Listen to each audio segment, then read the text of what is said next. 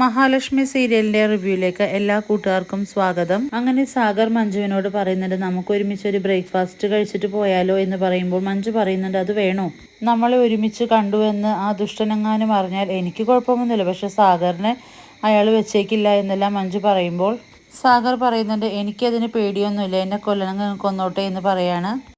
ഇപ്പോൾ എന്നെ സംരക്ഷിക്കാനായിട്ട് മേഘം ഭയക്കുന്ന ചിലരൊക്കെ എൻ്റെ കൂടെയുണ്ട്, ആ മാർക്കോയും അയാളുടെ കൂട്ടുകാരൊക്കെ. അതത്ര ചെറുതായിട്ട് കാണാൻ പറ്റില്ല മഞ്ജു, അത്രയ്ക്കും കരുത്തനാണ് ഈ മാർക്കോ.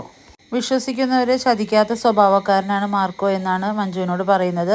ഇത് കേൾക്കുന്ന മഞ്ജു പറയുന്നുണ്ട്, സാഗറിന് അപകടമൊന്നും പറ്റുകയില്ലെങ്കിൽ എനിക്ക് പിന്നെ പേടിയില്ല. മേഘൻ എന്നെ കൊല്ലാൻ വന്നാലും അത് ഞാൻ ചിരിച്ചുകൊണ്ട് തന്നെ നേരിടാൻ തയ്യാറാണ്. അത്രയ്ക്കും മരിച്ച ഞാനിപ്പോൾ അവനോടൊപ്പം ജീവിക്കുന്നത്. അങ്ങനെയെല്ലാം പറയുമ്പോൾ സാഗർ പറയുന്നുണ്ട്, എന്നാൽ നമുക്ക് പോകാമെന്ന് പറഞ്ഞ് മഞ്ജുവും സാഗറും കൂടെ ബൈക്കിൽ കയറി പോകുന്നുണ്ട്. പിന്നീട് മഹാലക്ഷ്മിയാണെങ്കിൽ ഭഗവതിയോട് മനസ്സുരുകി പ്രാർത്ഥിക്കുകയാണ്. മഞ്ജുവിൻ്റെ സങ്കടങ്ങൾ എന്തായാലും എത്രയും പെട്ടെന്ന് അതെല്ലാം തീർത്തു കൊടുക്കണം, അവൾക്കൊരു നല്ല ജീവിതം ഉണ്ടാവട്ടെ എന്നെല്ലാം പറഞ്ഞ് ഭഗവതിയോട് മനസ്സുരുകി പ്രാർത്ഥിക്കുന്നുണ്ട് മഹാലക്ഷ്മി. തിരുമേനി ചോദിക്കുന്നുണ്ട്, ഇപ്പോൾ പഴയ പോലെ ഒന്നും കാണാറില്ലല്ലോ എന്ന് ചോദിക്കുന്നു. അപ്പോൾ പറയുന്നുണ്ട്, ഇപ്പോൾ ഭയങ്കര തിരക്കാണ് തിരുമേനി, കണ്ണേട്ടൻ പല ഉത്തരവാദിത്തങ്ങളും എന്നെയാണ് ഏൽപ്പിച്ചിരിക്കുന്നതെന്ന് പറയാം കേട്ടോ. അപ്പോൾ തിരുമേനി പറയുന്നുണ്ട്, അപ്പോൾ ചെറിയൊരു മുതലാളിയാണല്ലേ? മഹാലക്ഷ്മി പറയുന്നുണ്ട്, ഞാനൊരിക്കലും പ്രതീക്ഷിക്കാത്ത കാര്യങ്ങളാണ് എൻ്റെ ജീവിതത്തിൽ നടക്കുന്നതെന്ന് പറയുന്നു. ഇത് കേൾക്കുന്ന തിരുമേനി പറയുന്നു, അങ്ങനെ തന്നെയായിരിക്കും ഇനി മോളുടെ ജീവിതം മുന്നോട്ട് പോകുന്നത്. പ്രതീക്ഷിക്കാത്തൊരു നേരത്തെ മോളുടെ ഭർത്താവ് പരസഹായമില്ലാതെ എഴുന്നേറ്റ് നടക്കുകയും ചെയ്യുമെന്ന് തിരുമേനി പറയുമ്പോൾ മഹാലക്ഷ്മിക്ക് വളരെ സന്തോഷമാവുന്നുണ്ട്. നല്ല മനസ്സുള്ളവരെ ദൈവം ഒരുപാട് പരീക്ഷിക്കും.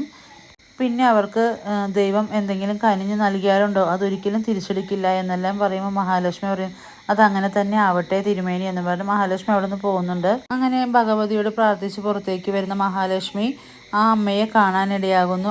മഹാലക്ഷ്മി പറയുന്നത്, കാണുന്നില്ലല്ലോ എന്ന് ഞാൻ മനസ്സിൽ വിചാരിച്ചതുള്ളൂ, അപ്പോഴേക്കും അമ്മ പ്രത്യക്ഷപ്പെട്ടല്ലോ എന്ന് പറയുന്നു. അപ്പം അമ്മ പറയുന്നുണ്ട്, അമ്മമാർ അങ്ങനെയാണല്ലോ, മക്കൾ വിളിച്ചു കഴിഞ്ഞാൽ അവർ വിളിപ്പുറത്താണെന്ന് പറയാണ്. മഹാലക്ഷ്മി പറയുന്നു, ഓണത്തിന് ശേഷം അമ്മയെ കണ്ടിട്ടില്ല എന്ന് പറയുമ്പോൾ അമ്മ പറയുന്നത്, ഓണത്തിന് ശേഷവും ഓണത്തിന് മുൻപ് കുറച്ച് നാൾ മുൻപ് നമ്മൾ തമ്മിൽ കണ്ടിട്ടില്ലല്ലോ എന്ന് പറയുന്നുണ്ട്. ആ സമയത്ത് പ്രേതക്കളിയൊക്കെ ആയിരുന്നല്ലോ എന്ന് പറയുമ്പോൾ മഹാലക്ഷ്മി, അതങ്ങനെ അമ്മയ്ക്ക് മനസ്സിലായി എന്നൊക്കെ, അതെല്ലാം അമ്മയ്ക്ക് അറിയാം, മോളുടെ എല്ലാ കാര്യങ്ങളും അമ്മ അറിയുന്നുണ്ടെന്ന് പറയുന്നു. കൂട്ടത്തിൽ പറയുന്നുണ്ട്, എന്നാലും മോൾക്ക് ശത്രുക്കളൊന്നും ഒഴിഞ്ഞു പോയിട്ടില്ല, മുന്നിലും പിന്നിലായിട്ട് എല്ലാ രാക്ഷസകളും കൂട്ടങ്ങളും ഉണ്ടെന്നും പറയുന്നുണ്ട്.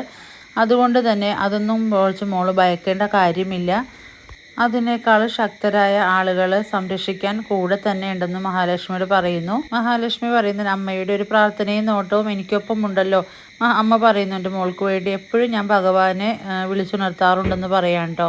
മഹാലക്ഷ്മി അമ്മയോട് പറയുന്നുണ്ട്, കണ്ണേട്ടിൻ്റെ 2 കാൽപാദങ്ങളും ചലിക്കാൻ തുടങ്ങി, പാദം മുതൽ മുട്ടുവരെ ഇപ്പോൾ സ്പർശനശേഷിയുമുണ്ട് അമ്മ എന്ന് പറയാണ്. ഉടൻ തന്നെ അടുത്ത മാസം ചികിത്സയ്ക്ക് വേണ്ടി ഞങ്ങൾ പോകും അമ്മ എന്ന് പറയുന്നു. അമ്മ പറഞ്ഞ്, ധൈര്യമായിട്ട് മക്കൾ പോയിക്കോ, ആ മോൻ എഴുന്നേറ്റ് നടക്കുമെന്ന്.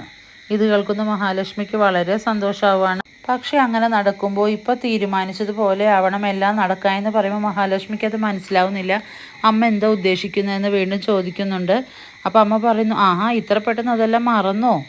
കണ്ണൻ മോന് ചലനശേഷി കിട്ടിയതും കണ്ണൻ മോൻ നടക്കാൻ തുടങ്ങിയാലും അത് ശത്രുക്കൾ ആരോടും പറയരുതെന്ന് നിങ്ങൾ തീരുമാനിച്ചിട്ടില്ലേ? അതാണ് ഞാൻ പറയരുതെന്ന് പറഞ്ഞത്. ആ തീരുമാനം അതേപടി തന്നെ നിലനിർത്തണമെന്നാണ് ഞാൻ പറഞ്ഞതെന്ന് മഹാലക്ഷ്മിയുടെ അമ്മ പറയുന്നു. ഒരു കാരണവശാലും കുടുംബത്തിലുള്ളവരും പുറത്തുള്ള ഒരു ദുഷ്ടന്മാരും അതറിയാൻ പാടില്ല എന്നെല്ലാം അമ്മ പറഞ്ഞു കൊടുക്കുന്നുണ്ട്. ഈ റിവ്യൂ ഇഷ്ടമാണെങ്കിൽ ലൈക്ക് ചെയ്യുക, സബ്സ്ക്രൈബ് ചെയ്യുക.